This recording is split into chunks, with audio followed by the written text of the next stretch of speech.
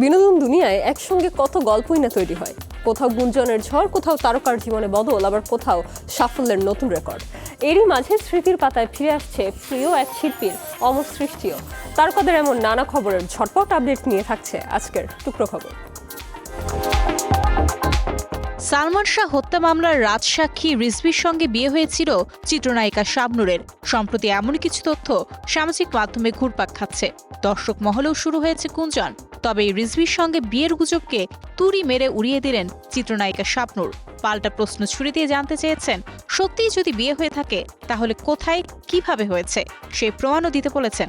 সম্প্রতি এক সাক্ষাৎকারে রিজভী আহমেদ দাবি করেন শাবনূর তার সাবেক প্রেমিকা এবং 2016 সালে তাদের বিয়ে হয়েছিল, 2018 সালে বিচ্ছেদ হয়েছে। আমি এই বাড়িতে থাকবো না। হেসে বলেন বড়দের কথাটা। আমি না এই বাড়িতে আর থাকবো না। এই তো দীর্ঘদিন ধরে অভিনয় থেকে অনেকটাই নিজেকে গুটিয়ে নিয়েছেন হাসান মাসুদ। এক সাক্ষাৎকারে তিনি জানান, জীবনে পরিবর্তন আসার পর নাটক সিনেমায় আর নিয়মিত অভিনয় করছেন না, এখন শুধু বেছে বেছে বিজ্ঞাপনে কাজ করেন। ধর্মীয় ভাবনা জীবনে গুরুত্বপূর্ণ হয়ে ওঠার কথা জানিয়ে হাসান মাসুদ বলেন, সম্প্রতি তিনি হজও করেছেন। 2003 সালে ব্যাচেলর সিনেমার মাধ্যমে বড় পর্দায় অভিষেকের পর অসংখ্য নাটক ও সিনেমায় অভিনয় করে পরিচিতি পান। পাশাপাশি সঙ্গীতেও যুক্ত ছিলেন। 2006 সালে প্রকাশ করেন তার প্রথম অ্যালবাম হৃদয় ঘটিত। বয়সে প্রায় 10 বছরের ছোট ক্রিকেটার যশস্বী জয়সওয়ালের সঙ্গে মৃণাল ঠাকুরের প্রেমের গুঞ্জনে বেশ সরগরম নেট দুনিয়া। মুম্বাইয়ের বান্দ্রার একটি ক্যাফে থেকে দুজনকে প্রায় একই সময় বের হতে দেখার একটি ভিডিও ছড়িয়ে পড়তেই শুরু হয় সম্পর্কের জল্পনা। তবে ভাইরাল সেই ভিডিওর একটি পোস্টে মন্তব্য করে গুঞ্জনটিকে সরাসরি উড়িয়ে দিয়েছেন মৃণাল। অভিনেত্রী বলেন, একই জায়গা থেকে বের হলেই দুজনের মধ্যে সম্পর্ক রয়েছে এমনটা ধরে নেওয়া ঠিক নয়। ক্ষোভ প্রকাশ করে তিনি লেখেন, শিক্ষিত মানুষেও কিভাবে গুজবকে সত্যি বলে বিশ্বাস করে সবাই। ভুয়া খবরের পেছনে না ছুটে দেশের গুরুত্বপূর্ণ বিষয় নিয়ে কথা বলার পরামর্শও দেন মৃণাল।